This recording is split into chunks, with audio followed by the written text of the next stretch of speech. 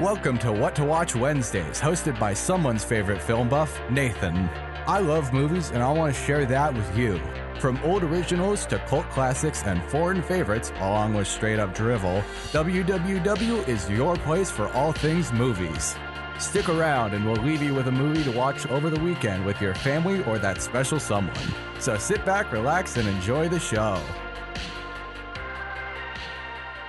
88.1 The Burg, your movie central. Welcome to What to Watch Wednesdays. My name is Nathan, the host of What to Watch Wednesdays, the show where we talk about 3 movies all in the same night. And for tonight's episode, I've got something really special planned. Tonight's series of 3 movies are 3 movies that I hold very near and dear to my own heart. Not saying that a lot of the movies I talk about don't hold a very special place in my heart, but it kind of depends on what I'm talking about. Tonight's episode is a guaranteed near and dear classic. These 3 movies are movies that I have seen multiple times over the last 5 years, probably. Again, I can't count and I can't measure time, so I'm just going to say 5 years and go with it there. Here's the point. The 3 movies on our watch list are from one of the most iconic and well-known action series in our current day. It's so iconic, in fact, that there is a new movie that is sort of a spin-off part of this series of movies that is releasing this Friday, that being the movie Ballerina, based on the John Wick series. So naturally, I figured it'd be a great idea for the last episode of What to Watch Wednesdays, for spring quarter, and for the 2024 to 2025 school year, don't worry, it's not going away permanently, to talk about the John Wick series, specifically the first 3 movies.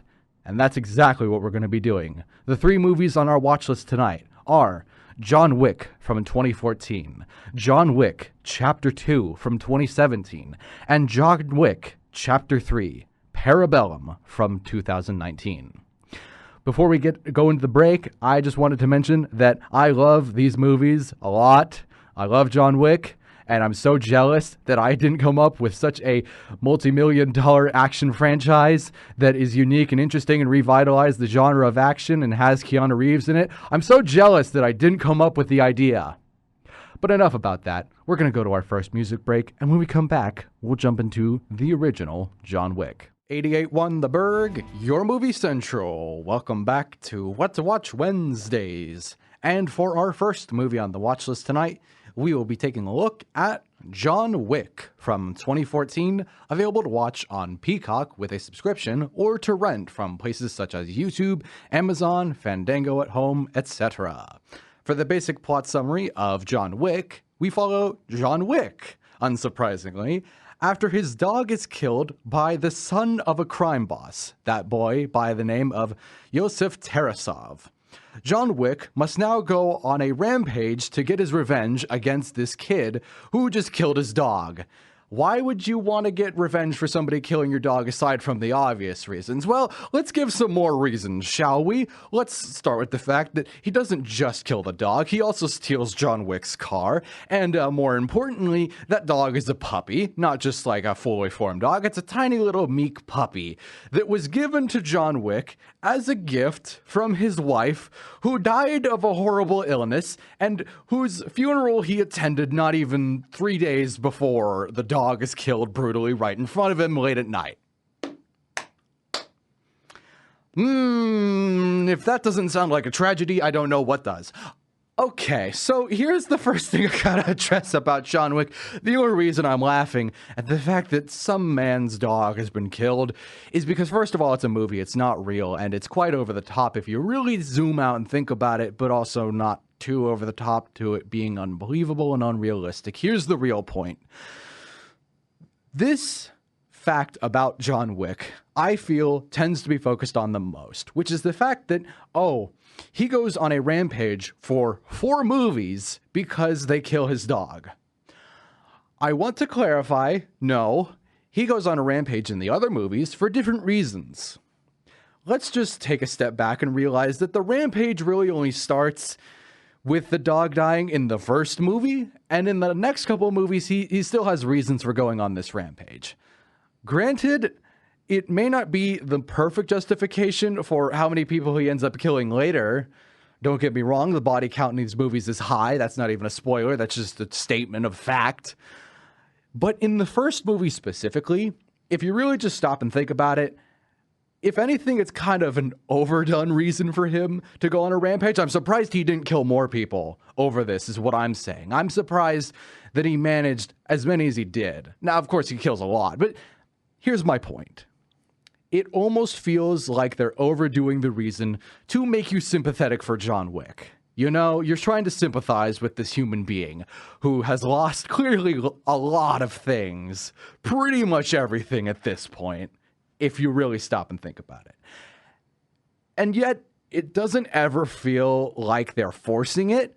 You easily feel sympathy for John Wick is kind of the two-pronged parts of that statement. Sure, they're almost forcing you to have sympathy for him, but at the same time, you're not like resisting having sympathy for him. You go along with it pretty easily because nobody likes watching a dog die, even a cat person, which I am vehemently a cat person. And even I don't like watching the dog die. Again, I know, don't worry, this is not a spoiler. It is literally the beginning of the movie. First 20 minutes. And with that being said, it's another interesting point to bring up something specific about John Wick. Something that people, I don't think, give enough credit to it. I saw a video essay on this once a while ago, and I never unheard this take. It was a video essay talking about how John Wick is painted as a villain. I don't know if it's still up. You could check out and see around the YouTubes if it's still up there somewhere. But I remember seeing this video essay, and it changed my opinion of the original John Wick when it comes to how it presents its character. Again, the titular John Wick, played by Keanu Reeves. Beautifully, by the way. He's very vulnerable in this movie. But I never really thought of the way he was presented until rewatching it and timing it specifically. So, for the first exact 20 minutes of this movie's runtime, John Wick is presented as a man in grief, a man who can't really stand up for himself. He's able to, speak a few words of Russian. In the very beginning, he's crawling out of a car that's all wrecked up and he's all covered in his own blood, and he's got a phone with a video of his dead wife. And we see flashbacks to his dead wife, etc., etc. He gets a little dog and he's crying and he's all vulnerable and very sad, very moody, emotional type of a thing. Then, after his dog is killed off, and he goes to the car shop that the villains originally tried to take his car to get it with new plates because they're gangsters, he then drives off. And the owner of that car shop that basically somehow knew John Wick, we don't know how they knew each other, but that owner gets a call from the mob boss that is the father of the guy who killed the dog. Okay? Yosef Tarasov's dad, Viggo Tarasov. He calls this car shop owner and he goes, "Why were you mean to my son?" Because the car owner rejected the son. He said, "Yosef, you idiot. I'm not repairing the car for you. You're a moron. Why did you steal this car?" And the car shop owner explains to him, "I said all of those things to him because he stole John Wick's car." And Viggo's immediate reaction is, "Oh." Now, again, this movie's called John Wick, so you know that means something significant.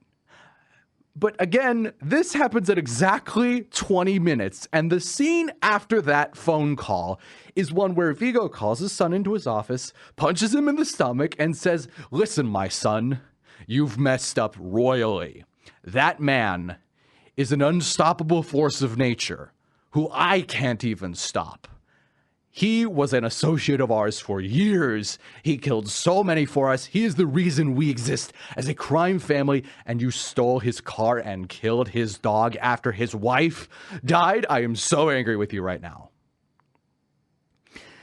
Everything about that introduction, that scene in particular, where Viggo is telling his son and describing John Wick to him, and then he literally uses the phrase, "He's not the boogeyman," because his nickname was the Baba Yaga, the Russian word for boogeyman, and then says, "No, he wasn't just the boogeyman. He's the one you send to kill the boogeyman. Everything about that is a perfect villain introduction. I haven't been able to unsee John Wick being a legitimate villain after that video essay, and it has made me appreciate that scene about 10 times more than I already did. And keep in mind, every time I watch that movie, that scene gives me chills like no other scene has in pretty much any action movie I've seen. I mean that with full sincerity, even in comparison to any scene from Mad Max Fury Road, my favorite action movie.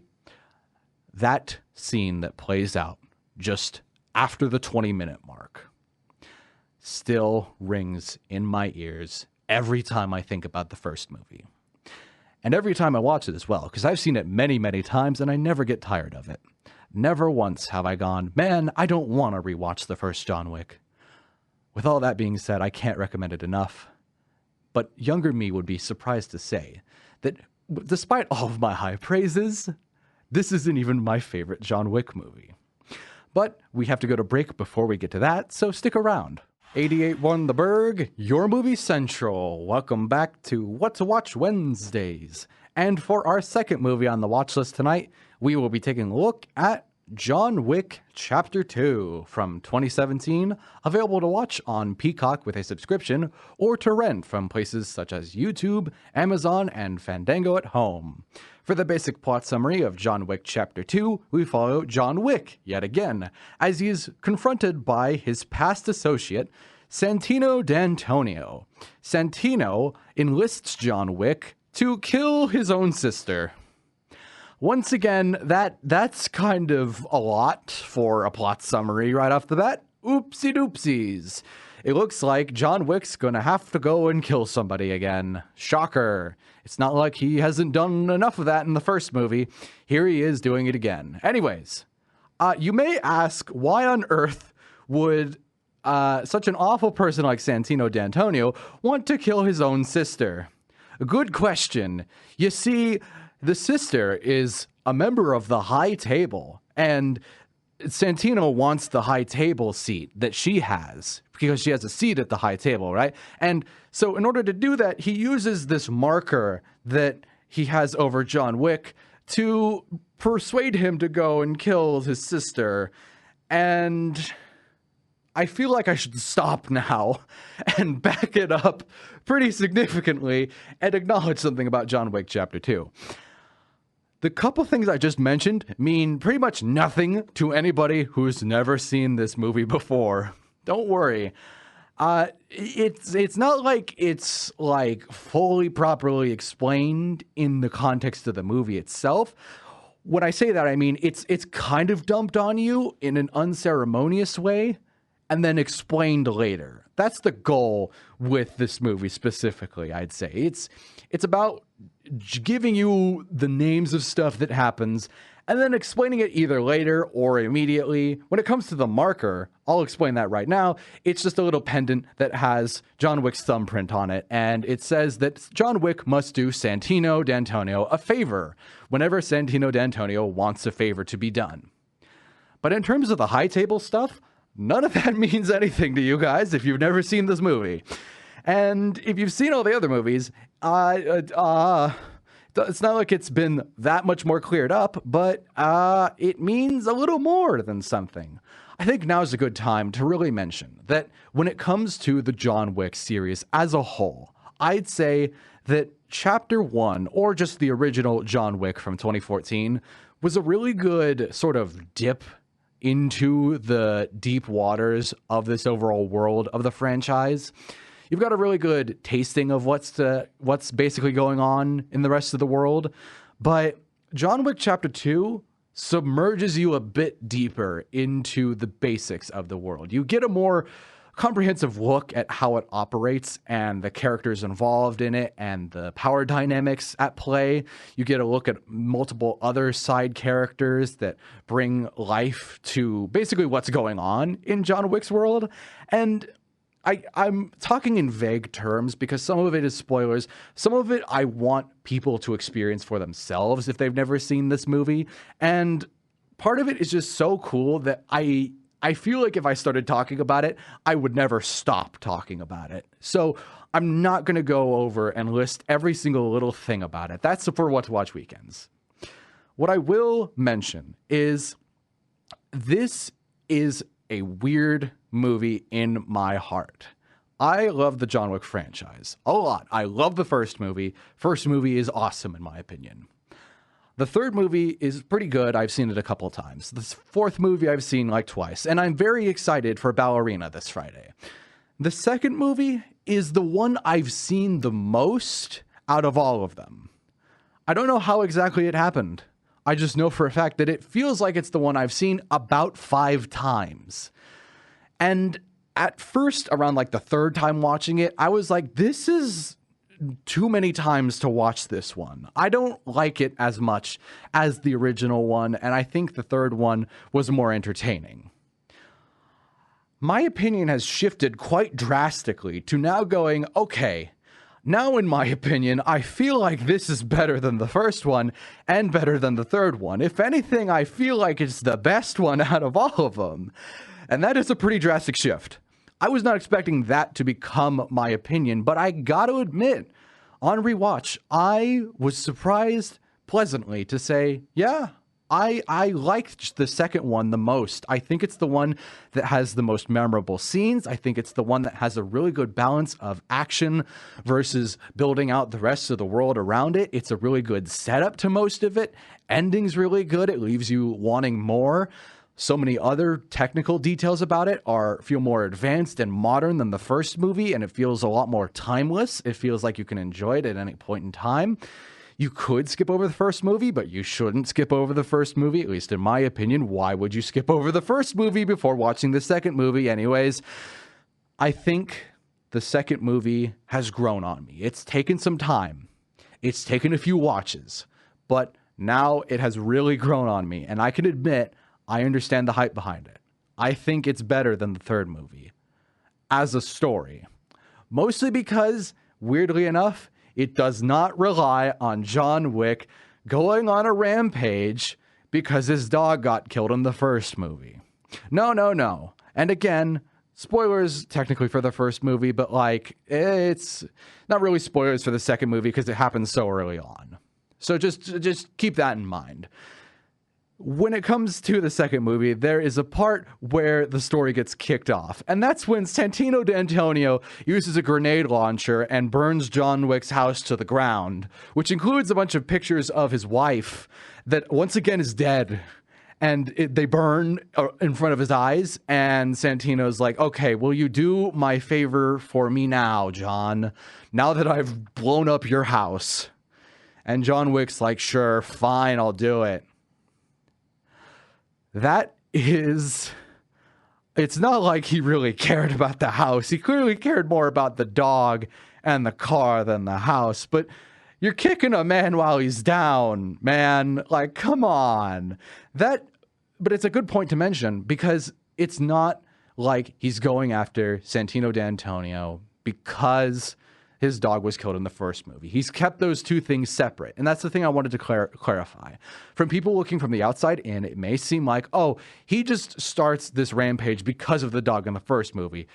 Yes, he starts the rampage because of the dog in the first movie exclusively. In the second movie, he starts his rampage because he's forced to do it by somebody else and is also, has his house bombed. So it's like, it's very different from having the dog die. I know I'm over-explaining this, but it's such an important detail to really bring up when you talk to people who have never seen any movies from the John Wick franchise. It's not just about him killing people over his dog. That's one thing I really want to emphasize. And I think, honestly, overall, I just like the way the world is built out in this movie. Again, I can't go into all the details of it because we'd be here all night. But I think this is the best mix and the best balance between world building and action that the franchise has. That's my opinion, but it's my show, and it's my opinion. So there's that. We're going to go to break, and when we come back, we will jump into the third movie, which is John Wick Chapter 3. Stick around for that. 88.1 The Burg, your movie central. Welcome back to What to Watch Wednesdays. And for our third and final movie on the watch list tonight, we will be taking a look at John Wick Chapter 3, Parabellum from 2019, available to watch on Peacock with a subscription or to rent from places such as YouTube, Amazon, and Fandango at home. For the basic plot summary of John Wick Chapter 3, Parabellum, we follow John Wick for the third time, as he is now on the run and must find a person who can help him escape a bounty on his head. And the bounty is among a lot of criminals that exist in New York City. Nearly every criminal in New York City wants him dead. Why? That'd be spoilers for the second movie. I can't possibly give you that reason. Just trust me on this. There is a bounty on his head, and there are a lot of people after him. So he needs to go find a person. What person? Well, that's technically a spoiler because you don't figure it out until about an hour into the movie. I wish I was joking, and I really do. I really wish it hadn't taken so long to figure out exactly what person he's looking for, but whatever. Here's the deal. Before we get into some of the plot problems I have, and some of the overall problems I have with John Wick Chapter 3, let's address the elephant in the room. I called it John Wick Chapter 3, Parabellum. Except for that last time where I just said Chapter 3. Whatever. John Wick Chapter 3, Parabellum. It is called John Wick Chapter 3, Parabellum. You may be asking, what does the parabellum mean? I didn't look up the exact Latin phrase, so I'll have it for you on What to Watch weekends. You shouldn't be asking what it means. You should be asking, at least in my opinion, why there is a subtitle on Chapter 3 when Chapter 2 did not have one. Why the first movie is just John Wick, then there's John Wick Chapter 2, and even in comparison, there is John Wick Chapter 4. But Chapter 3 just had to go and be John Wick Chapter 3 Parabellum. It had to have its funny little sizzle at the end of it. Its funny little stapled on tagline that is part of the official title. Why is it there? Stylistically, it makes no sense to me. I could go on a rant for this for forever, and it'd be such a nitpick and be such a nothing burger argument that I'm going to give up and just throw it out there into the void and move on. Let's talk about the quality of the movie, something that's actually important when talking about movies. Anyways, so the overall quality of John Wick Chapter 3, that I'm not going to refer to with the Parabellum anymore because that will make me mad. The overall quality of Chapter 3, in my opinion, in a vacuum, is pretty good as an action movie. It's not perfect. It's not mind-blowingly amazing. It's just pretty good, pretty decent, all things considered. And it has some really good set pieces, some really good moments, some great choreography.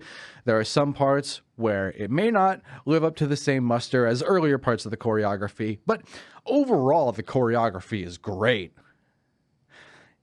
In context of the last two movies, I was expecting something a little better in terms of story progression. I'm not asking for the world here. I'm not asking for the best written story. I'm not asking for one that has the best execution to it. Something really deep about morality and the overall nature of humanity. Because it's John Wick. It's about a guy who kills a lot of people. It's very difficult to send out a moral message for somebody who kills as many people as John Wick does. But I will say, in terms of a overall world expansion and an overall sort of putting a face to the villainy, I was just kind of disappointed, especially after watching these in a marathon with my friends a while back. I remember I used to think, oh, the third one's my favorite. It's got this going on and this going on and this going on. And the more I look at it, that original interpretation came from the fact that it had a cool set piece involving a horse and John Wick riding a motorcycle. And then there's like a fight with like the SWAT team or something like that. It was about the set pieces rather than the expansion of the world. And the more I look at it, the more I realize I liked it when those set pieces are balanced out better with an expansion of the world, which is what we got in John Wick Chapter 2 really well done. There was some really cool set pieces that went nicely with the expansion of the world. So when we have just the set pieces without enough expansion, it doesn't hit as good. It doesn't have the same impact. It doesn't really have as much staying power as Chapter 2 did. I'm just realizing it's like, oh, Chapter 2 was a bit better than Chapter 3, if I'm being honest. And again, that's because Chapter 2 improved on the first one significantly. So to have it step back a little bit and not be as focused on the story, I was just like, oh, I wish we got more than what it gave us. I think the main issue comes down to the quote-unquote villains. Keep in mind, as I've said, John Wick kills a bunch of people. Morally speaking, he's not exactly a good person, but he is our protagonist and therefore has some sort of attachment from the audience. And at the first movie, at the very least, he's definitely the hero because he gets his dog killed. He's a hopeless person, a vulnerable little dog in and of himself. And Keanu Reeves' eyes do look a bit like a dog's eyes, if I'm being honest. So he has the qualities of a hero. The villains of the John Wick movies can kind of range. In the first movie, we have the Yosef character, who is responsible for killing a dog, kind of a monster. In John Wick Chapter 2, we have Santino D'Antonio, who's this interesting character who wants to kill his own sister. In John Wick Chapter 3, our villain is a representative of the high table called an adjudicator, who's just there to be annoying. And then we have a villain who's introduced later by the name of Zero. I won't go into anything about Zero, but I love Zero as a character so very, very, very much. He is hilarious to me. Everything about him is awesome, and they underutilize him. Whereas the adjudicator, they overutilize, in my opinion, because she's not that threatening. She doesn't really do much except take away the things that are important to the characters and just talks with this overall air of superiority that makes me realize, man, is the high table, this mysterious organization, just a incompetent bureaucracy? Is that what this is? Because that's not very threatening when we're talking about assassins and criminals, okay? That's not very scary anymore. It's just kind of like pathetic. And I don't want that to be pathetic. I don't want the world building to contradict the mystique, the mystery, the interest, the intrigue. I know I've just said two words that mean exactly the same thing, and then the duplicate of those words. But whatever. You get the point. It's not as threatening, it's not as interesting, it's not as driving of a story. I think Chapter 3, Parabellum, suffers from it being in this weird transitional state where they're like, I think we know where we want to take the series next. We just need to get there through this way. And I don't think they should have gone that way without tweaking a couple other details here and there to make that journey more interesting, to make it have more stakes, make it have an actual antagonist, put a face to it that actually interacts with John Wick more directly, because that's, again, the big issue is that they don't interact until way later. I wish they interacted a lot sooner. That's, again, what made the first two so good with their villains, is how they interacted. The villain from the first movie kills his dog in front of him, for crying out loud. It's a pretty good way of establishing a conflict between the main character and the villain, okay? I keep bringing it up, but it's the most memorable part of the movies, and it's pretty effective. So there's a good reason I'm bringing it up. The last thing I want to say is Chapter 3 on its own is still good. It's got really good visuals. The spectacle is a nice step up. Again, I may have just liked it for the set pieces, but that doesn't mean the set pieces aren't an evolution off the building blocks from Chapter 2. And pretty much everything about it technically works. Some of the sound design isn't perfect. Some of the music doesn't hit right. Some of the acting's okay. Some of the writing, okay. Visually, it's definitely an upgrade. I just think it's without a story that hits as hard. It doesn't carry the same weight. But in a vacuum and in comparison to a lot of other action movies, John Wick Chapter 3 is still very good. And with that, that is the last episode of What to Watch Wednesdays for the 2024 to 2025 school year wrapped up. This is the last episode for spring quarter and for the last school year. I will be back with What to Watch Wednesdays starting in September of this upcoming year, or upcoming school year, if you will, the 2025 to 2026 year. I don't know if I'll run the show over the summer, most likely not, but if you're looking for more updates or more stuff from me over the summer, then please be sure to follow along on at What to Watch Wednesdays, all one word, no caps, no spaces, on both Instagram and YouTube, specifically on the YouTube, where I'll be uploading old episodes of the show in a sort of an archive, if you want to see that. And I may be posting some individual 1-minute reviews to the Instagram page. So we've still got stuff going on. Please be sure to follow along with both those things. And for one final send-off, I will be on this Saturday for What to Watch Weekends from 8 to 10 p.m. to talk about the new John Wick movie, that being Ballerina, which releases this Friday. I will make sure to go see it, and we'll be able to talk about it on What to Watch Weekends. Again, 8 to 10 here on 88.1 The Burg. I will be back at some point in the future on a Wednesday from 8 to 9 p.m. here on 88.1 The Burg in this upcoming September, where I'll be telling you all what to watch. Good night, everybody.